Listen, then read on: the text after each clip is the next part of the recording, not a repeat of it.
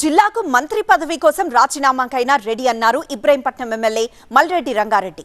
రాష్ట్రంలోనే అత్యధిక నిధులు తీసుకొచ్చి నియోజకవర్గాన్ని అభివృద్ధి చేయడం జరుగుతుందన్నారు. జిల్లాలో మంత్రి పదవి ఇవ్వడానికి కులమే అడ్డైతే తాను తప్పుకుంటానన్నారు. ఎమ్మెల్యే పదవికి రాజీనామా చేసి ఆ సామాజిక వర్గాన్ని గెలిపిస్తానన్నారు మల్రెడ్డి.